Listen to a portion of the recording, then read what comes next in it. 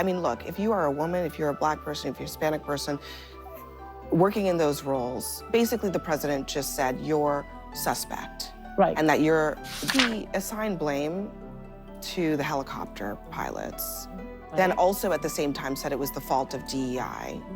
The helicopter pilots are dead. Their families are grieving. Hello, everybody. Guys, just when you thought Trump couldn't be any more disgusting, any more racist, you have to check this out. He said the quiet part out loud. Just vile character. We're still frantically searching for the bodies in the icy waters of the Potomac. A sitting congressman rushed to television to assign blame. I think you have to look at this with eyes wide open, see what happened. Human error, was it some sort of equipment failure? Did DEI play a role in this type of thing? Now, for the next few hours, he received a mountain of backlash, but believe it or not, that remark was minor compared to what the President of the United States said just hours later when he made DEI the centerpiece of his message. I put safety first. Obama, Biden, and the Democrats put policy first. The FAA's diversity push includes focus on hiring people with severe intellectual and psychiatric disabilities. That is amazing. A group within the FAA, another story, determined that the workforce was too white, that they had concerted efforts to get the administration to change that and to change it immediately. This was in the Obama administration, but they actually came out with a directive, too white. And we want the people that are competent. The blame spectacle. You hear what he's saying there? Essentially saying if you're not white, you're not smart enough or competent enough to do the job. So disgusting. And Hispanics out there that voted for Trump, he's talking about you too. I don't know if you noticed, you are not considered white to them. Unless you look like Ted Cruz, you are not considered white to them. You are also considered incompetent to people like Trump and the disgusting movement. This is the most famous white nationalist, racist in the world saying this. We'll talk more about that in a second. Could be to take attention away from some of the very serious questions his administration is now facing, even if it's just 10 days into his administration. First, why did Trump wait to name an acting FAA administrator until now? The last one resigned before Trump took office after Elon Musk said he should, because the two clashed over SpaceX oversight. And second, why did Trump fire the heads of the Transportation Security Administration and the Coast Guard last week without a plan in place to replace them? He also fired members of the Aviation Security Advisory Committee. That's a group that's been around since the 1980s. And third, air traffic controllers are allowed to resign and accept that buyout that Trump is offering to millions of federal workers, again, without a plan to replace them. Joining us at the table is Kara Swisher, Anna Navarro, and aviation analyst Justin Green. Anna, this press conference was, as many things with Trump, shocking but not surprising. It's in a way a predictable response, but I guess the surprising part was how quickly it came. I mean, the bodies are still in the water. The families are still grieving. We don't know what caused this. I mean, I think we could hazard to guess it's probably not DEI. Listen, I think there were some people after this election that thought, for some reason, I'm not sure why, but I know people who thought that Trump had changed and that for some reason this would be different and that we didn't know what we were going to be facing. And this brought back to me what Maya Angelou told us, right? When somebody shows you who they are, believe them the first time. And today was a wake-up call for all those people that thought Trump was somehow going to change, that he is the same exact person that he was. This press conference struck me for just how callous it was. How callous is it with the families and loved ones of those victims still in the water to be without a shred of evidence, throwing out theories irresponsibly, like if it was spaghetti to a wall. And also that, the irresponsibility of being the commander-in-chief and using the presidential bully pulpit to spread these conspiracy theories without evidence. And just as disgusting is the idea that he's commander-in-chief and he's blaming the helicopter pilots and that he's got a DOD secretary. You see, this is something he couldn't have done if Jim Mattis was Secretary of Defense. If Jim Mattis would have gone on that podium and would have corrected him and would have pushed back. But now he's got these complicit secretaries in that cabinet that just clap and smile and nod along with every insane thing that comes out of his mouth. And guys, you have to understand, the reason Trump did it, he didn't have to do this. This was just all out of malice. Just to blame it on DEI, just to try to blame it on, you know, him and his White House are scrambling around looking for a black or brown person to blame it on. These people are disgusting. And like, guys, this is a little bit tangent, off base a little bit. But like this word about free speech, you know, people should be allowed to say, they want to call you DEI this, DEI that. But guys, when 60% of the population is white people, 15% is black people, there's a mismatch there. When white people have 8 times the amount of wealth than black people, there's a mismatch there. If you combine the wealth black people and Hispanic have, they still don't have what white people have, there's a mismatch there. This stuff is extremely dangerous. Blame to the helicopter pilots, then also at the same time said it was the fault of DEI. The helicopter pilots are dead. Their families are grieving. That's the other part of this that I think was just astonishing. Yeah, it was. You know, a lot of it is, it looks like he had research done by one of the hallucinogenic AI bots or something like that, because it just wasn't accurate. And I think the problem is right now there's so much information available everywhere that people pull from stuff that isn't accurate. And what has to happen is a normal thing, an investigation where all the facts come out. And that should be the only thing we should focus in on. And unfortunately, he has a bully pulpit, so he can do this. But to me, you just need to know exactly what happened. We have black boxes. We have actual evidence that will show this.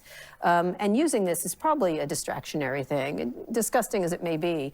You know, he's got these hearings going on for his cabinet picks. It takes away attention. And I think one of the things, again, is this same flooding the zone with all kinds of information. It also reinforces his policy objective of getting rid of all DEI. Certainly, but he's doing it anyway. Remember when the California fires happened? What was the first thing the right wing said? Yeah. Blaming the fires on DEI. And this is going to be a repetitive piece. It's incredibly convenient and, you know, if there's like lazy as well. Trans fats are going to be blamed on DEI, and trans people are going to be blamed on trans fats. Like, you can see it going on and on and on. And so it's a narrative that they'll use every time there's something that happens. Justin, how does this... I'm sorry. She's right on everything she says, but the words being used, it's a racist attack that's meant to feed a racist base. And I know there's some Republicans that swear up and down they're not racist, and I'm sure there are some. But I'm sorry, when you vote for Trump and you vote for this, you are pushing, you are further normalizing the bigotry, the racism against, surprisingly, everyone else, every other color but white people. What a surprise. The almighty white people. Guys, this stuff has more than an effect of just calling someone out and saying, oh, that person's a DEI hire. It starts to become normalized where people start to think this, especially Trump's base, that when they see a black person in some prominent position or a brown person as a pilot or any position, that they don't really belong there. Actually, maybe they're not smart enough to be there. There's employers, supervisors, managers that hear this crap, and these people are in charge of hiring. Well, you don't think there's MAGA supervisors and managers out there? And this stuff becomes more normalized and it starts to affirm maybe what they already believed? This stuff is dangerous and it's disgusting. This hit the families, you think? Just all of this. Well, you know, as you know, I'm a lawyer representing families, and this is a very, very difficult time for them. And it's going to go on for a very long time because the answers that they want, like what happened to their loved ones, it's going to take months and months before they get those answers. So I can't speak to how this affects them. I do, one of the things that I thought was kind of positive was the Secretary of Transportation, Duffy, saying, look, we're taking responsibility for this, which is unusual. From a lawyer's perspective, Trump blaming the military, who he represents, and ultimately is almost an admission that the government's at fault, is unusual. Yeah. But I think it's kind of refreshing to see Duffy saying, look, we're going to make sure the mistakes that happen don't happen again. Now the question is whether they're going to live up to those words. If they are, just out of curiosity, Trump is, as we've been discussing, blaming DEI just writ large. He's saying this is his hunch. Common sense tells him that that's the responsibility. He's specifically blaming this screen grab this on the FAA website, talking about how they had an initiative to hire people with disabilities. And then he highlights that by suggesting that they were recruiting people who couldn't see and who, had intellectual disabilities.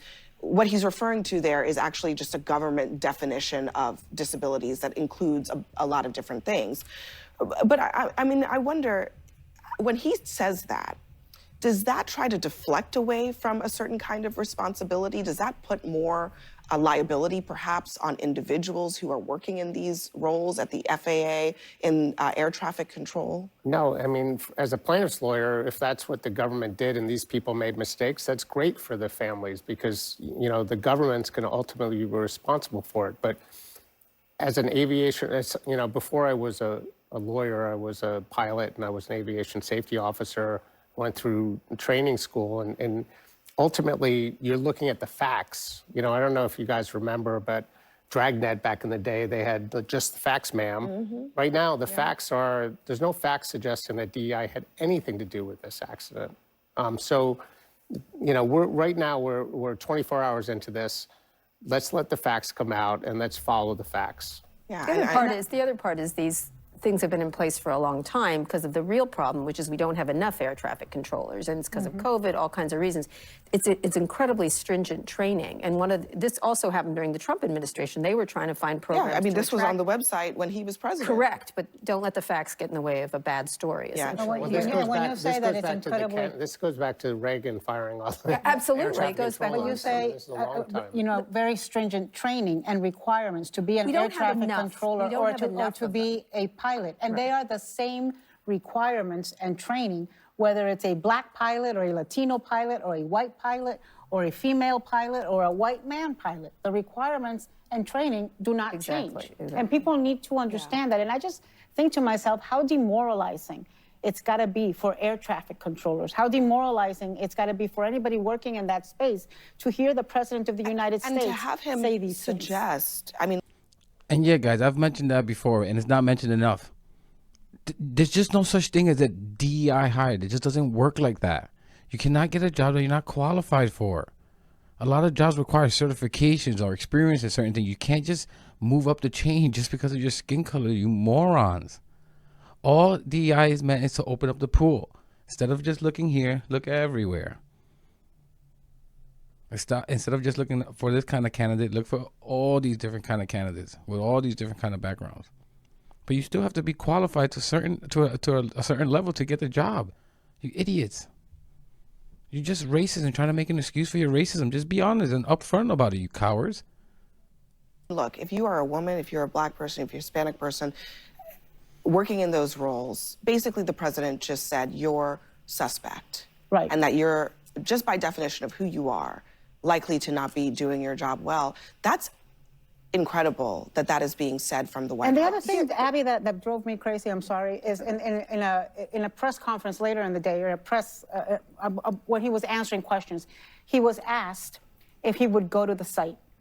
And very flippantly, he said, what does that mean? It's water. You want me to go swimming there?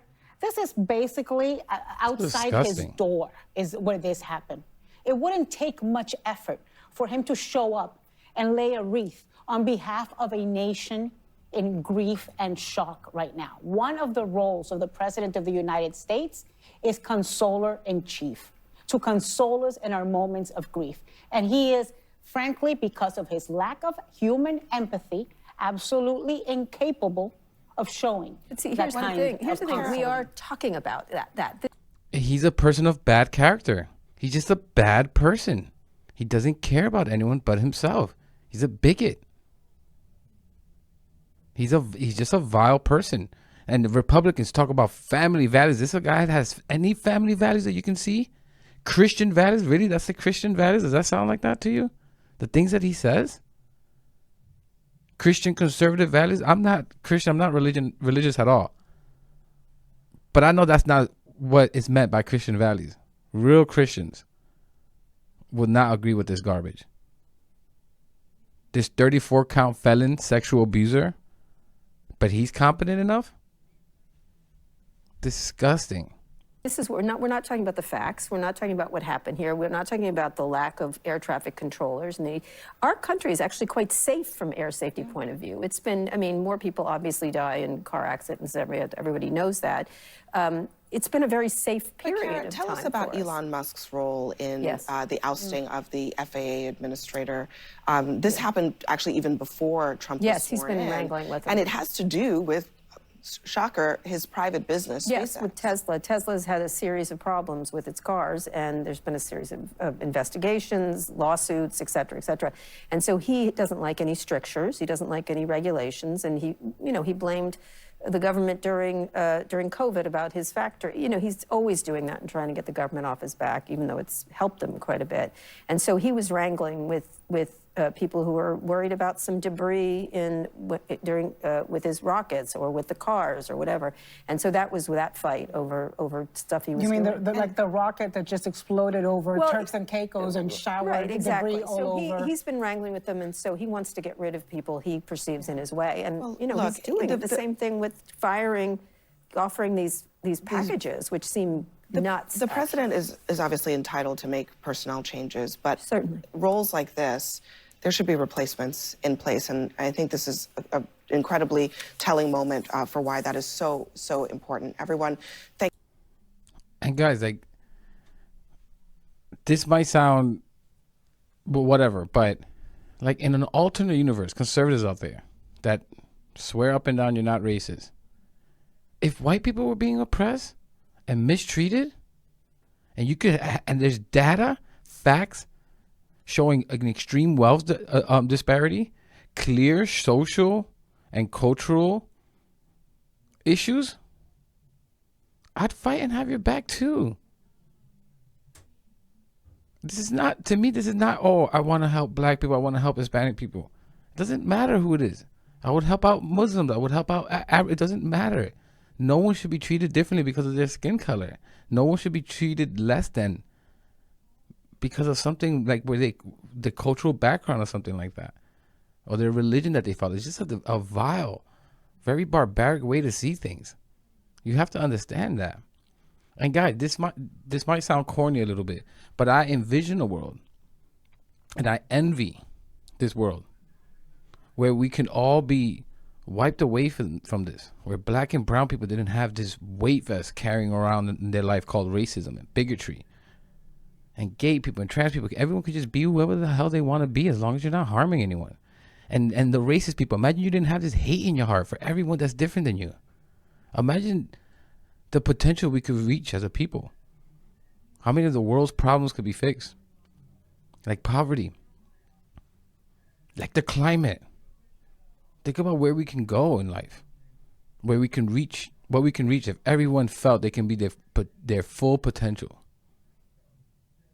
Doesn't that world seem a lot better than MAGA and Donald Trump talking about, oh, DEI, incompetent black people, oh, brown people, violent illegal immigrants, Muslims, terrorists? Like, really? There's a constant hate for everyone that's different from me? Really? Does that world in that future, does that seem better? Does that seem better? I'm sorry, but you might not realize this, but black and brown people are not going anywhere. We're going to be here to the end of time. But I'm going to leave it there, guys. And actually, one more thing I want to say. I looked this up about voting. Hispanics voted 55% for Kamala. Black people voted 82%, around there, for Kamala. Hispanics out there, your issues are damn near the same as black people's issues in this country. There's no reason for that kind of disparity. They voted 50% more relative for the Democrats. You heard what Trump said. He was talking about white people, and they're the competent one. He's not talking about you as much as you think he is. MAGA and this nasty racist movement, they dislike you too, Hispanics. If we voted as Hispanics like black people did, 80% for Kamala, for the Democrat Party, the Republican Party will never win office again, especially not with this bigotry. They're going to have to change things real quick. There's powers in numbers, guys.